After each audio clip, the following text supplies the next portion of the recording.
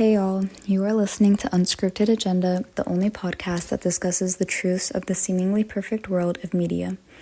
This episode, I will be taking the lead to discuss the creation of trauma as a form of control, as well as the deterioration of Truman's mental health as a result. Before we start, I want to remind you of the question we began this podcast season with. How can you really trust what you're hearing on this podcast when the media so often crosses ethical lines, twisting the truth to push certain agendas? Make sure to keep this question on your mind when listening to this episode. I would like to start this episode off with a quote that really resonated with me when I first read it. When a person or a group's trauma is shared widely through the media, individuals who share identities with the trauma victim or victims may also be at risk of distress indirectly from increased exposure to event-related media coverage. This quote is by Relihan. I feel like this quote perfectly relates to Truman Burbank, whose life is being secretly broadcasted to the world, which ends up causing him to have trauma and mental deterioration that becomes quite evident throughout the film. The trauma inflicted on Truman may not be obvious to you all at first, but when we take a closer look at details throughout the show, as well as blatantly obvious scenes, it is hard not to see how this fictional show poses an ethical dilemma and can be directly correlated with media in our lives today. First, let's take a look at how Truman is kept in this small bubble where he can be closely monitored. The way the creators of the show keep Truman in Sea Haven is by causing him to develop a fear of the ocean at an early age. The reason they want him to develop a fear of the ocean at an early age is because Sea Haven is actually a studio in a sort of bubble type thing, and it seems to be surrounded by, in Truman's eyes, ocean, but it's actually artificial water. So it's surrounded by water on all sides. So the only way that Truman can quote-unquote escape this place is by the ocean. Additionally, this trauma inflicted on Truman gets worse when you realize that as a kid, his dream was to become an explorer. And obviously as an explorer, you'd have to leave your small town. So the producers had to find a way to keep Truman in Sea Haven and make it seem like it's his own choice. The way that they chose to go about this was by killing off his father at an early age.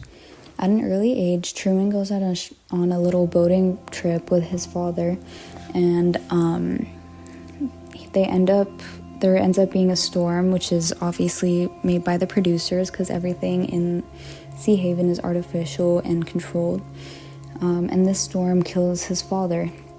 So naturally, Truman develops a phobia of the ocean, and he freezes up every time he goes near it. So this keeps him in Sea Haven and prevents him from leaving. By killing his father out at sea, Truman develops the fear of the ocean, and it not only kills his dream to become an explorer, but it also kills any chance of him ever really escaping.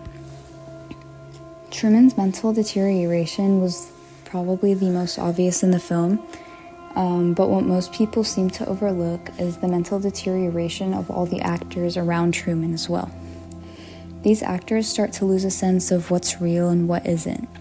The two main examples of this that I noticed while I was watching the film were Marlon, and Marlon is his best friend, and Meryl, his wife.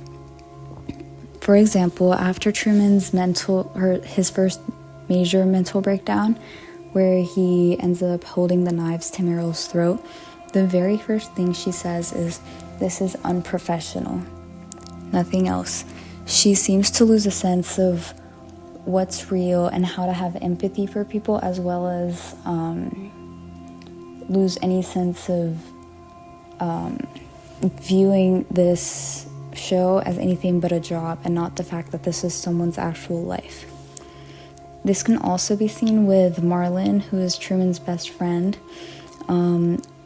Later on in the film, Truman and Marlon are seen sitting at the dock, and Truman is clearly scared as he's going through a crisis and he doesn't know what's real in his life and what isn't.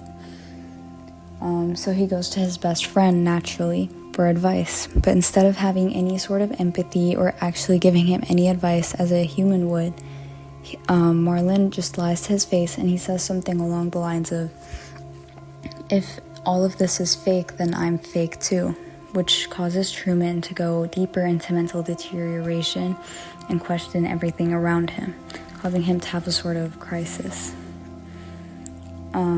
Now that we've taken a deep dive into the mental aspects of the Truman Show, I hope you all consider the points of this episode when we can discuss our closing arguments in our next and final episode. I hope that some of this stuff may have resonated with you all. Thank you for listening.